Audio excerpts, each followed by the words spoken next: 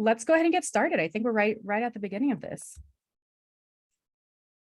Yeah, so All first right. we want a sense of who's here and how big your team is, because we think about the idea of collecting competitive intelligence. It can look a lot different depending on how many people you've got to back you up in the effort. So if you wouldn't mind in the chat, throw in an answer about how big the enablement team you currently work on is, or if you aren't on your enablement team, but just representing a company, how big is the enablement team there? So we've got, if you're just a one-man team, let us know. If you're small but mighty, 2 to 4, doing all right at 5 to 10, or if you're just showing off and you've got more than 10 people, let us know. We want to kind of get a sense of how big the audiences are here. Seeing a lot of teams of one. We have quite a few small but mighty teams. So we're looking at 2 to 4 people. Not seeing a lot between the 5 and 10. And we've got one team of 10 plus show offs over there at Morningstar, which we appreciate you for. Actually, just props to your team for that. Excellent. Sweet. Thank you for sharing that. It's just, good information to know, especially as y'all come off mute and want to ask questions or have ideas. Knowing who the size of your organization could make a difference on how some of these answers are. Sweet. We've got one more poll though to get you started. We're going to have a couple of these throughout, so please feel free to drop that into the chat. Before we get into the collecting the information, we want to know who is responsible for collecting this competitive intel at your organization. Sales enablement, marketing, product, or other. If you're selecting other, please let us know who is responsible for collecting this information. Marketing, sales enablement, combination. Yeah, that's fair. Getting to work together, that's a big part of collecting information, is that it shouldn't just be one team, in my opinion. Ooh, Natalie's got a competitive intel analyst. Wow. Okay, that's cool. Natalie, I'd love to hear more about that. Yeah. Product nice. Marketing. Yep, cool. All right, so you kind of started answering, and I'm curious, maybe specifically Natalie, because our first question here is, can we talk a little bit more about what it looks like with whoever is responsible at your company? Oh, Natalie, that's what you want. Fair. Oh. Okay, fair. So it's like you're winning. A dream is a wish your heart makes. So it looks like it's a nice blend between product marketing. I did think about that BC aspect. Product could be product marketing could be marketing for products, right? But I'm seeing that it isn't as many enablement people as I would have expected. And I think it's always interesting to look at that. Who is collecting the information? And then maybe let's take it, one step farther about who is, that's probably the next question really, is like who's, not just who's gathering, but who is going to be considering that information, right? When we're asked to collect this competitive information, we want to be able to think of it, what's relevant, right? You're going to get a lot of information, and we need to be able to break that down. Let's see. Most large companies have C teams that coordinate that kind of strategy. True. Large companies do have a little bit more disposable shouldn't be disposable, but they have the ability to have some people who are more hands-on with that kind of gathering of information. I think I'd like to hear, and maybe Allison or Devin from my team, it looks like you both have sort of like where it's happening across a lot of people. Can you talk more about like what that looks like, and are you all sharing information? Yeah, so you can Go ahead, Allison. Nope, go for it. So with us, it's kind of an interesting thing right now because everybody's doing everything, but it means something different to every single person. So we're in this evaluation mode between enablement and marketing, and we're trying to figure out like what good competitive looks like. So from a marketing angle, we've started talking with a few different technology companies, including Clue and Cran, to kind of navigate and see if that would be a choice for us. I know marketing, they're trying to get somebody on their team for 2023. That would be more of a competitive analysis. For the enablement side of things, selfishly, I don't know if technology platform is the right answer. From my understanding, it's an aggregate that would go through and, find competitive intel that's on the site and kind of, claw it back, bring it all to one view. I think that's great. But for me, I think what I find works the best for our sales team is hearing those real stories. Those things that you can kind of only learn by, talking around the water cooler or, understanding what's going on in your colleagues' calls. So I want to start to build out a program that makes more sense of like what people are hearing in their calls, like what are customers saying, what questions do customers have? And then, so we're kind of figuring out like how we balance the two. So if anybody has any ideas or if anybody's had like a similar situation, I would love to talk. Right. Right. Melissa This is- brought up Gong. Yeah, so I would say, Allison, you're exactly aligned with where we start. It starts with the voice of the seller because they're actually in that experience of facing the competitor and trying to figure out where do I go from here? How do I navigate that? We also leverage Gong and we take a look at those recordings and the analytics therein to see, first and foremost, can we validate that this is the competitor that we really should be focusing our time and energy on? And if so, why? So what we look at from the enablement side is what are the sellers saying is the competitor? What is the manager saying is the competitor? And where does the truth lie? And then we look at the frequency in Gong. We look at some of the scenarios within Gong. So just because there's a high frequency of a competitor coming up doesn't mean that our team doesn't know how to navigate that conversation. They may have a lot of confidence in that space. It could be a competitor that comes up less frequently where they actually need more enablement because it's less familiar. And so once we identify the priorities of where we want to go, how we want to navigate, which competitors to focus on, we partner with product and marketing to build out some of that intelligence, build out some of the research, build out some of the talking points. We call them battle cards.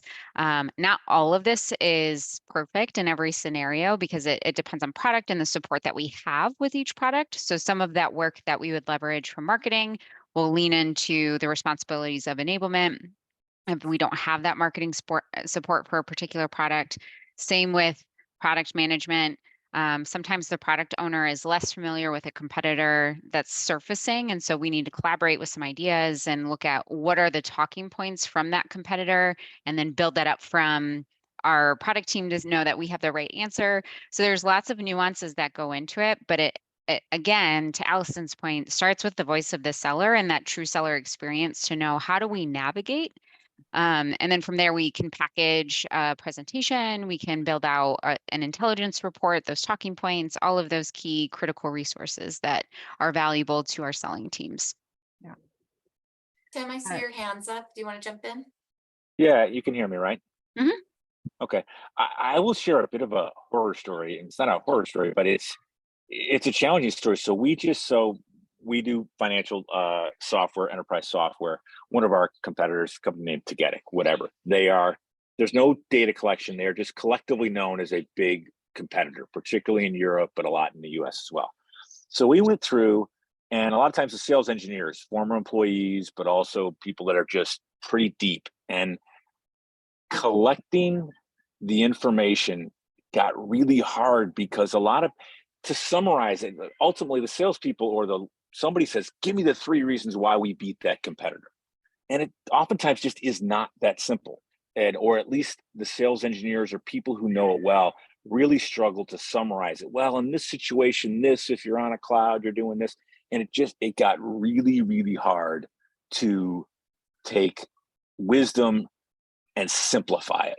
And we're taking a second shot at it, but it was really tough to get the smartest people we knew to not spend an hour talking about how we beat against customer X, and they're wandering all over the place. It's just a challenge that we're trying again, but I don't know if anybody else is running into that kind of problem. We had that problem. So we started a competitive group, and we took a few people from different roles and we brought everybody together. And it's funny you talk about the sales engineers because they were the ones that were kind of leading the charge on this. And what we were finding is we have a very technical sale. Everything became really technical. So we stopped and we paused. And now this week we're trying to reevaluate how to make it not as technical. So it's something that can be more of like the kind of more of a sales conversation. So So like- exact same here. The technical guys got deep, too fast, and too much, right? yes. No? All right, so we're going to take one more person on this before we move on. Chris, I see your hand up. Yes, thank you. So I tend to agree. My sellers, right, wrong, or indifferent, they invariably go to my enablement and my competitive tools and start hammering on price. So our biggest exercise has been re-educating them to stop selling against a number and start selling an actual solution. And it's very difficult to build a single battle card for a solution. You really have to spend more time helping them understand where we stand out and how we can solve those challenges and provide conversation starters, provide objection handling, key differentiators. There's a number of things that we deliver to the sales teams so that they can start to have a better conversation, because the behavior that we had to quickly correct was the race to the bottom, which nobody wins. Right. Great point. Great point. Yeah. All right. That was some really great information there, y'all. You know, and that as Sabine had mentioned, like this is the starting point. This is it's only just begun. All right. So you guys are gonna hear me sing a lot. Sorry. No, sorry. All right. Now we're gonna move on to the packaging, right? How are we presenting this information? And we'd love to hear about the different ways that you could be presenting packaging really this information. Now that you have all of this information, what is it that, thank you, Brandon. Thank you. What is the next step for consolidating it and making sure that you're speaking the language of your stakeholders? The way a product marketer speaks is not always going to be along the same language lines as your field reps. Love to hear from somebody about that.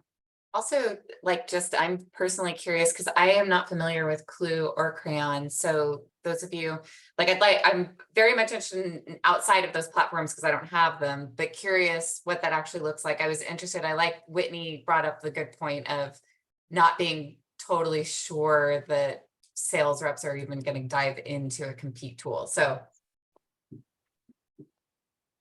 I'll put it to the room. Anybody how are you doing this yourself? What does it look like at your place? So we're heavily dependent on Clue. It's integrated with our sales enablement tools, HighSpot. And as I was just putting in the chat, we spent 7 months developing a standard template after hundreds of interviews with sellers all over the world on what it is they want in competitive content. So we created a standard. That template lives inside Clue. When a new competitor comes online or a new product is released, they just use that template to create the new battle card, and it gets surfaced inside of HighSpot for the sellers to access. It's much easier. The biggest challenge we really had initially was we had great content nobody used because they didn't trust it. And the reason they didn't trust it is because it was impossible to know how old that PDF was in the past. By switching to a tool like Clue or Crayon, again, we're very heavily dependent on Clue, they can see the name of the technical marketing engineer or the product marketing manager that updated that particular battle card and the date when they did it. So it is really driving a lot of confidence. So they started to use the content again, but it's got to be a consistent deliverable. You can't, and we likely all work for large organizations with many business units. You can't have a template per business unit. It has to, because the sellers are chiefly selling everything. It's got to be a consistent template that is going to give them what they're looking for with an option for exceptions.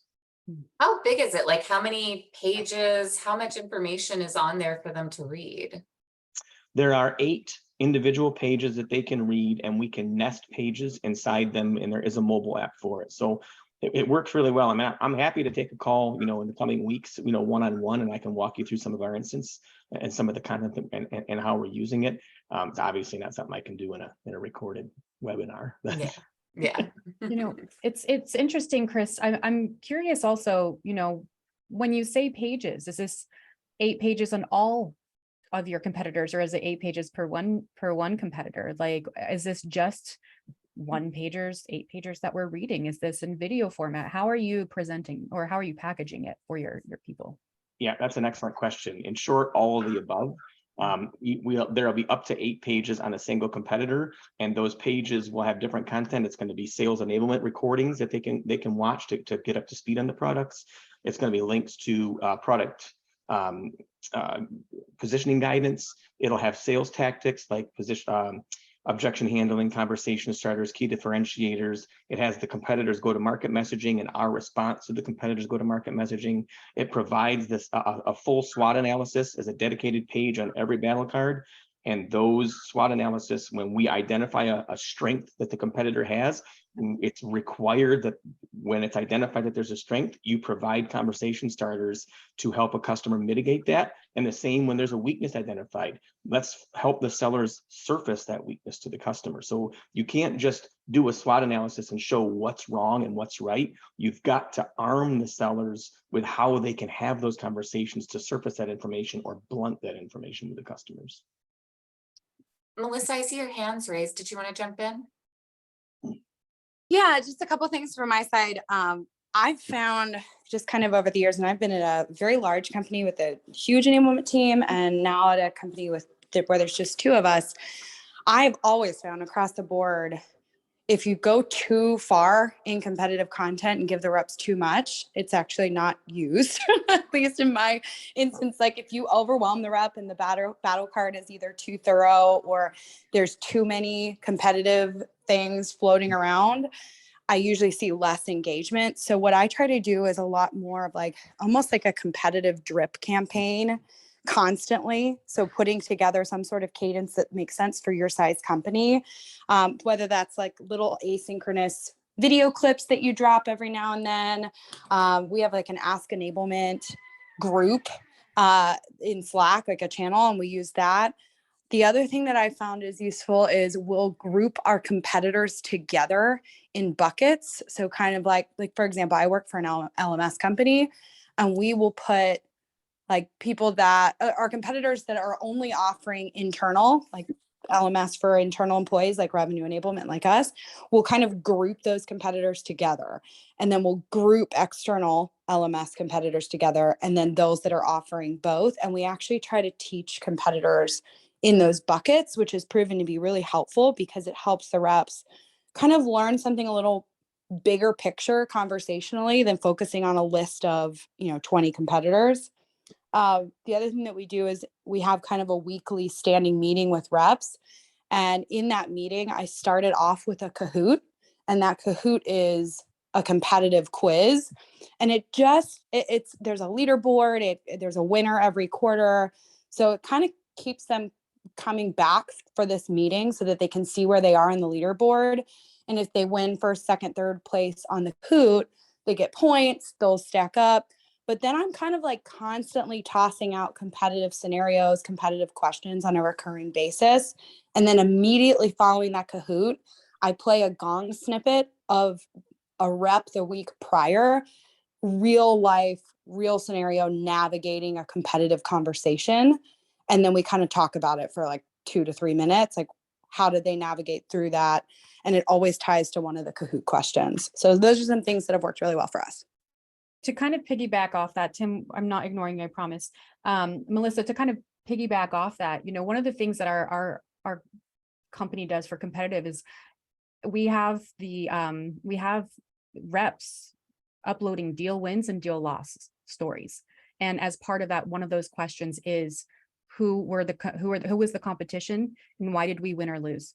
And promoting that even at the opportunity level so that, it can surface and say, hey, if I'm up against this person, I know that I can search and find the story of the win and the loss. So I can continue knowing and learning more about it and being able to collect that information to update, right? So like what Melissa is saying, being able to leverage real deal scenarios will always top a way to bring this information together. We're starting something that sounds kind of fun. So our sister company was doing this where they started, they created these templates. And because we have like a very long sales cycle, it has a lot of people who are involved in them. So you have a lot of different stories coming from different sides. They created a program where after that deal is won, they'll actually send the whole team like a Yeti coffee mug with our logo and the company that they sold logo. And in exchange, we'll have them fill out this template. So it'll include the story from each different site, and then I'll include some different things like videos, and then we'll package those up together and send them. So we're starting that in the next few weeks. So it sounds kind of cool. Tim? Yeah, a couple of things we do. So we have Crayon on the back end, and that's linked out too, but there's so much content there and it feels kind of plastic that, you know, on front of the Crayon stuff, we do have a competitive intelligence guy who's in marketing, and he's going to do a write-up that's 2 pages tops, like PowerPoint type pages. So you can go there, you can get that quickly. We've also done a fair amount of videos because there is nothing like the confidence of a rep who says, oh man, I'll eat that guy's lunch all day, and here's how. You need to hear him say that, eat his lunch, like, and the confidence that they have against a competitor, I think is really important, other than not just the data. The other thing that we did that was super effective, and it just came from the field, we had one senior vice president who said, listen, I got an approach, he calls it the 5+2. He goes, listen, there's 5 ways that we're unique against all our competitors. And he has a good rant on those 5. And he goes, anytime somebody asks, how are you different than competitor X? I name either 1 to 5 of those things, and then I plug in 2 that are very specific to that competitor. So it just lets the salesperson, hey, learn those 5, man, put those in your pocket, and then just get a couple of micro ones per competitor. And you're always just on message with good, strong stories. So that's, and that stuff's been well thought of, and particularly the video and the sound of people articulating competitive differentiators, I think has worked well for us. Great. I'm going to go ahead and move us into our next, oops, I went the wrong direction. Our next question, and I feel like we're already kind of touching on this, but I'd love in the chat if you would let us know, how are you getting this info out? Is it via your sales enablement platform? Are you doing live training sessions? Are you creating battle cards? All of the above? Or is there something else you're doing that we're totally missing here? Let's see.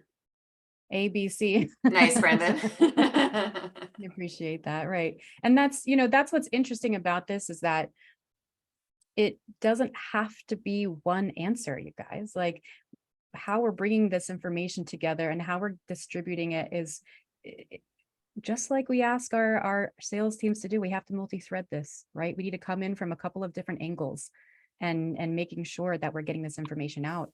I know this is actually kind of a neat thing that we started, was we actually have a competitive intel Slack channel where any blogs or updates that are being released by our competitors, it's coming into Slack. And so, you know, if I'm up against somebody, I'm going to go into that Slack channel and go see what it is that they're putting out. First of all, it's, you know, informative to me, but it's also, it's a good to know, to see what they're doing and make sure that our marketing efforts are also aligned with being able to battle that from a different perspective. You know, competitive intel isn't just for salespeople, it's also for marketing, right? So let's move into our promote, which is how do we get people to actually use the information? We've touched a little bit about what tools we're using to share it. And I'm also curious if anybody is doing any actually metrics tracking to make sure that things are actually getting used once they've been put out there. So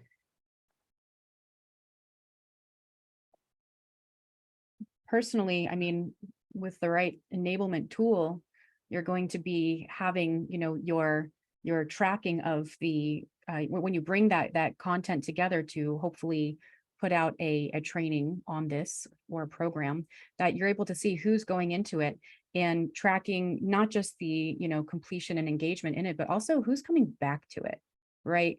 Being able to drill down a little bit further and saying, all right, I've noticed that Gail has come in and watched this competitor A video. It's only a 3-minute long video, but she's watched 20 minutes of it. That means she keeps coming back to watch it, which means that, you know, she's interested in the information, or maybe there's not enough information. And I might go to Gail then and say, hey, Gail, you've come back a few times to this. Why? Elena, I see that you said you're doing high spot analytics. Does that mean, are you keeping all of your competitive intel within your sales enablement platform? Yeah, so we'll automate that report and push it out to the sales managers. And a lot of time there's a correlation between deals lost to time spent in the platform. Oh, really? You can turn around and like demonstrate that? That's a helpful thing for enablers to be able to see. Brendan, you say your battle cards are getting used comparatively. Where do you keep your battle cards? We use a Lego as our enablement platform, so Okay. we've got our assets there alongside training courses and such. And I do a periodic look through the stats, and it seems like they always seem to do comparatively better than most other asset types. Can I ask how long or how big your battle cards are? Usually 3 to 4 pages. I played around with that. Like first ones I was doing, I was dumping a lot of information in. Like as I was gathering my research, I would just kind of include everything in like a primer and like I'm talking like 8 to 10 pages, like a lot of stuff, and then organized, of course, by like pricing and packaging and da. And then I'd have like one battle card at the end as like a reference sheet, like a cheat sheet. And then lately I've kind of evolved that to just, 3 or 4 pages that kind of lay it all out in different kind of boxes and areas. That's cool. I've been toying with the idea. Do any of you all use Speckit?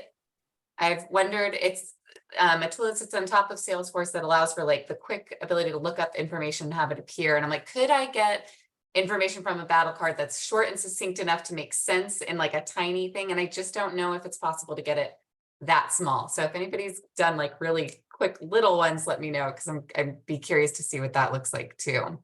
Oh, Tim, you said you're doing 1 page per competitor. Oh, did we lose Tim? Excuse me. Okay. Yeah, 1 page in Seismic, run by the competitive intelligence guy. He kind of manages that page, links out to Seismic, but he's got all of his decks and his slides and any information. He'll link out to a couple of probably good win reports versus that particular competitor as well. So you can come there and get a pretty good picture. We also do have a Teams channel all on competitive intel. So that's always pretty lively and just kind of fun to hear people's comments directly. You just reminded me of something here. Let's take this question. Let's take these questions just one step further. We're talking about how we're promoting the programs. What about reinforcement? How are you reinforcing this information, and how are you making sure that your users are, or your reps are not only competent but also confident in speaking about this? Anybody, everybody go. My one question would be, I think that among all things, competitive intelligence is very much just in time. In other words, I want to know it when I want to know it. I don't know that I care about the details of competitive intelligence. I don't want it to obligate to lock my brain. It's good if I pick it up, and the more you do it, I think you pick it up, but I think there's a lot of information I don't need to know unless I'm in a deal, and then I go get the information for that moment, and then I probably let it leave my brain. That's fair. Well, it's Chris mentions that you said you did your launches coordinated with competitive asset releases. So does that mean you're waiting, like you're keeping an eye on when competitors are releasing things and making sure your sellers are up ready to speak to that specific product? So when we launch a new product, we make sure that our competitive assets are up to date for that launch. When a competitor, we're alerted via Clue when there's an announcement from a competitor with a new product or an upgraded software, at which point that triggers a review process of our existing content to make sure that it is as current as possible. Because to Tim's point, if it's more than 2 or 3 months old, it has no value. So the policy right now at Juniper is if your battle card hasn't been updated in 6 months, we delete it and you start over, because I'd rather have no competitive intelligence than old competitive intelligence. Wow. Which That drives definitely- a lot of corrective behavior. That's a content cop right there. I think we should definitely pin that for a couple of minutes from now, because we're going to be talking about how we maintain this information. But when we're looking at promoting it, we have tools for tracking this information. But again, going a little bit further, are how is anyone tracking the actual impact of that training to those wins and losses? I think that's like one of the areas that's most difficult, right? So it is a just-in-time need, and not everybody can control that that's the competitor that they're facing when they call on their clients or potential prospective clients. So I think it's a difficult measurement when we're thinking about it initially. I think over time, some of the ways that we can track the impact or influence is looking at those win conversations. Did it lead to success if someone completed that training? And then also, how frequently are we having to repeat this level of training and why? So are we getting high turnover on this team? Has there been significant changes with the competitor's product? Have there been significant changes within our own product that leads us to update our content? I think there's a lot of variables here that make the measurement piece really impactful, but also really challenging. And just before we move on to, thank you, Devin, for sharing that. Before we move on to the next part, I'm curious then, how are you making sure that this content that needs to be just in time is available just in time? I kind of would love for Elena to expand Yeah. on what she said. Oh, because it sounds like you've got a pretty specific process of. But Devin, please feel free to keep going. I didn't mean to interrupt. No, that's okay. I think I'd love to hear someone else's perspective. Yeah, I think that's also helpful to know. At my previous company, we had competitors really built out to a science. And what was done was in chorus, there was, I mean, I'm sure it's the same for Gong too. They're all the same kind of.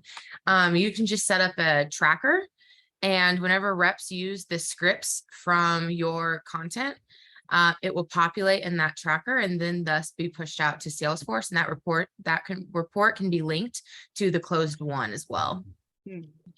So you're like going. Yeah. Sorry, I'm like excited by this idea. So you're like, when the tracker hits and when it was closed one, you get an alert, and then you can literally help build out scripts from. Cool. Yeah. So like in every single piece of our content, we have a level 100, 200, and 300 script for each competitor. And those levels also depend on the rep's knowledge, where they're at in onboarding, where they're at in their deal. A lot of different factors to the 100, 200, 300. And yeah, so whenever they say something that's a direct quote from one of those scripts, which is typically 9 times out of 10, it dings in our system and we can push it into a reoccurring Salesforce report. Great. And I saw in the chat here about having, I think Chris, you mentioned this, and I think this is for quite a few tools out there that integrate with your CRM, is being able to surface content at the opportunity level. So once the competitor or competitors are acknowledged on that opportunity, having that content surface to say, hey, now that we know that we're going up against this person, we recommend that you go through this training or go visit this story of a deal win or a deal loss, of go back to the battle card and make sure you are comfortable with this information. Yeah, that's absolutely part of our process, and also in our deal reviews, because we use Medic as a sales process. So during the deal reviews, they'll check to make sure that they're talking to the economic buyers, and we walk through and make sure that they've got the right competitive information. But it's definitely important, to your point, that everything is current, not just in time, but valid. And that's why one of the other reasons that we chose the platform that we did is because it's, every time a curator signs in, or if one of the battle cards ages past a particular window, notifications go out, and I, as the owner of the platform, when I sign in, I can see that 6 of the 15 battle cards need reviewed. It really does drive that process and confidence, because if I can't say it enough times, if the sellers don't trust what's in the competitive content, they will not use it, and it's not something you can get back. One of the reasons we're successful at Juniper is because my role didn't exist. The salespeople complained that we didn't have good competitive content. I was hired as a competitive enablement lead, And we spent 7 months building a program and then launched it, and we're fighting tooth and nail to keep the trust that we gained by starting out strong. Perfect segue, Chris, because our next poll is how often are you updating your intel? So let us know in the chat. Are you doing it quarterly, twice a year, yearly? Who has time for updates? Let us know how we're thinking about it. And of course, if you've got an answer that's not on here, fill us in, but very curious to know how often you all have eyes on this. No, Brendan, Yeah, Brendan, we feel you. you are breaking my heart. All right, yeah.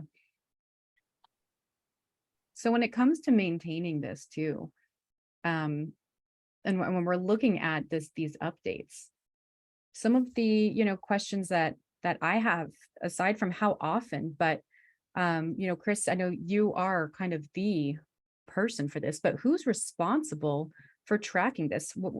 For those of you that are lucky enough to have a tool like Clue or Crayon, et cetera, then yes, you can have that, but who owns that re-update and recollection?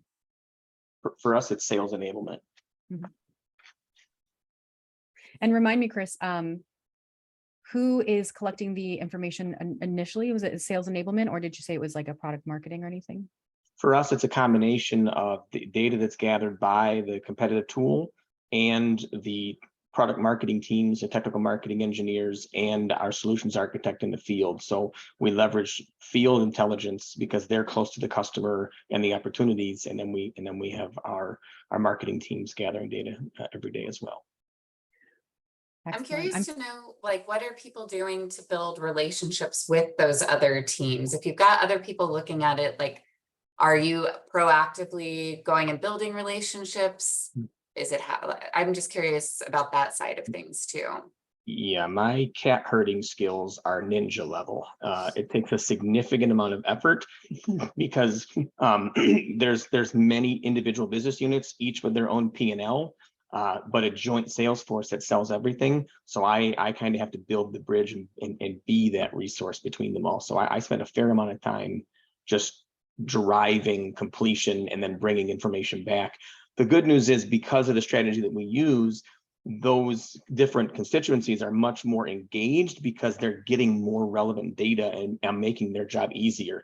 I'll give you an example. Some of our product line managers, they might have 10 or 12 websites that they were checking every day for competitive intelligence and several RSS feeds. I just added all of those to my tool, and they have a place to go, and it compiles everything that they were already looking at plus much more. So they viewed it as a time saver.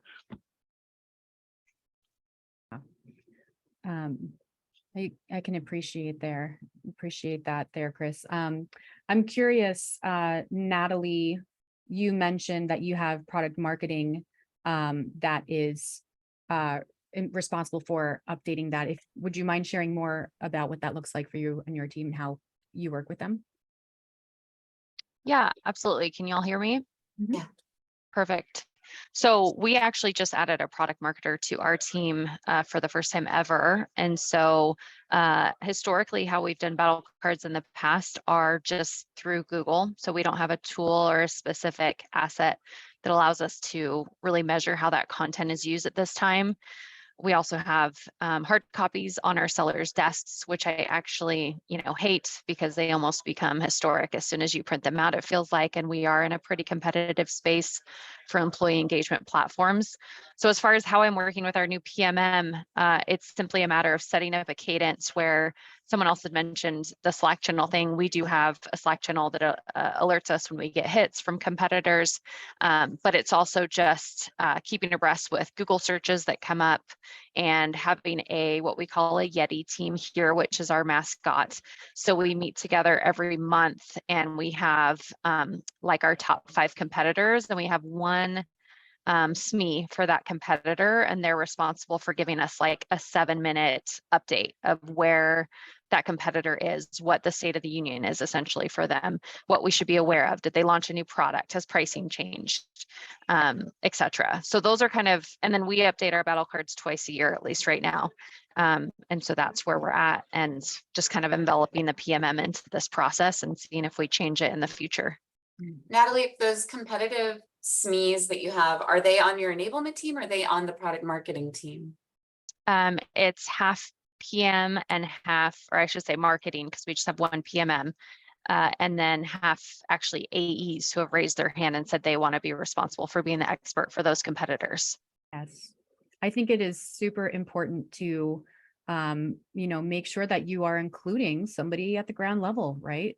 Have our stakeholders involved in this process, because they're the ones who are going to be able to tell us, hey, this information is either no longer accurate, or this is what we're hearing. This is what's happening, and they can keep us humble. You know what I mean? I love that idea. Let's see. This is great. Collecting feedback. How do you collect feedback? How are you hearing about the updates and the maintenance as part of this? Tim, thank you so much. Yeah, like I love Chris's point about you lose somebody's trust, but if it's not working, and of course we hope they don't learn while they're actively on a call that it's wrong, but is there a way for somebody to flag you if they realize that there's outdated content? Yes. Every one of our assets, there's a comment button inside the platform of Clue, and they've been instructed to use that comment however they choose. If they want to call out that something that was in the battle card was no longer valid, they're welcome to do that. If they would like to say, hey, this really helped me win this opportunity and here's why, they can do that as well. And if there's something that's not covered, they can surface that, and it alerts the people that own that particular asset, and they go out and handle it. So it is really by building a comprehensive strategy and using kind of a platform instead of a bunch of different tools, has really helped us not only gather and collect feedback, but be able to measure it as well. Chris, you mentioned earlier that you learn a lot more from a loss than you do from a win. Do you all find, because I tend to agree with that, but I'm wondering, is it realistic to ask sellers like, hey, tag me on your next gong call or chorus call where you lost to a competitor so I can hear what happened there? So you have to have a really solid culture at your job to be able to support those kinds of conversations. And we fortunately have that. So the sales managers are, no one's punished for losing an opportunity here. Everybody has been educated and is really pointed at learning from others' mistakes or their own mistakes. I have a woman who lost an opportunity. It was like a $30 million deal.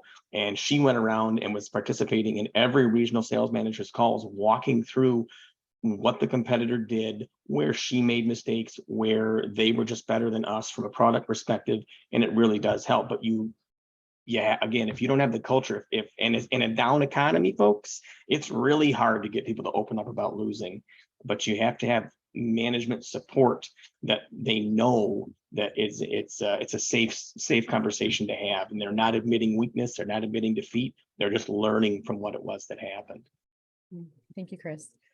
So, I know we've got about 10 minutes left here, and as people start to drop off, speaking of surveys, feedback, etc. If you don't mind, I just dropped a form into Google. It's a little questionnaire about how we did.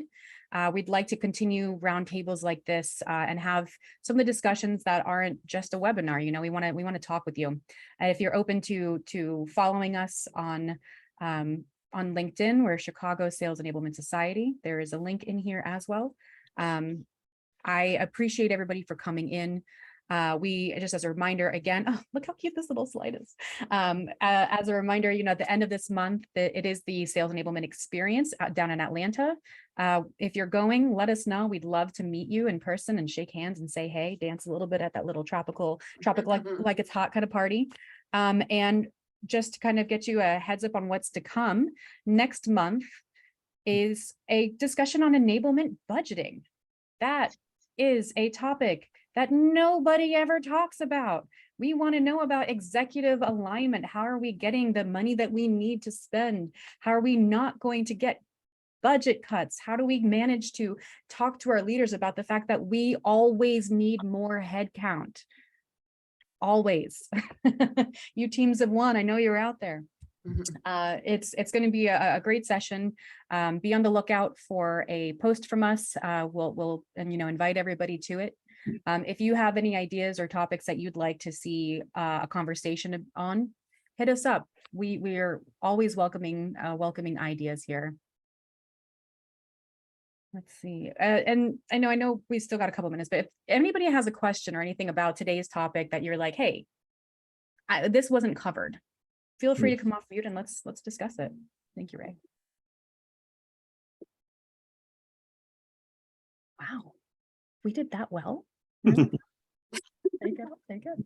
This has been enlightening for me. So I really appreciate everybody sharing your ideas and thinking about how we can do this. And also always interesting to hear more about other tools like Clue and Crayon and how they're being used. So appreciate all of that input, Chris. God, if I wish I had something that could just magically deprecate all of our ancient training materials, that would be a gift too, right? Absolutely. Great session, Ray and Shannon. And I think, one of the parting thoughts I'd love to just end on is how do we keep our reps from getting too focused on the competition and remind them that sometimes it's not about us versus them. We know that 4 out of 10 deals never close to anybody, right? So a lot of times we're competing against the status quo. And so ultimately reminding them, like, it's not as much about what they have versus what we have. It's making sure that we've proved and shown the value of what we have. And, our reps usually will say, like, we really focus on our solution. We try to get out of that side-by-side comparison. And so while we're training them about competition, we have to also train them to not talk about competition and pivot back to the value of our own solutions. Great point, Gail. I just dropped it into the chat, but if anybody would like a copy of this recording, we are going to, it's recorded. We will have it up, I believe, on a YouTube channel. And I'm going to rake this chat a little bit and see if I can't consolidate it into some good findings and suggestions, best practices, etc. And we can include that as part of the outreach. If you can drop us your email in that form or reach out to us directly on LinkedIn, we're happy to provide that for you. And hey, if one thing that we didn't bring up that I'd be curious if you want to send our way to include in this, what are some resources that you use when you're trying to collect information or how you're distributing it? When you're Google searching this, what do you find? What do you have bookmarked? We'd love to hear about that. Share that with each other. All right, and we've done a great job today. Thank you all so much for joining us here on the Chicago Sales Enablement Society Competitive Intel. Props Ray is who helped put together this awesome presentation today. Gail, thank you so much for hosting on Zoom. Everyone, thank you so much. We appreciate you. Give us a follow and we'll see you. Hope to see some of you in Atlanta. Yeah.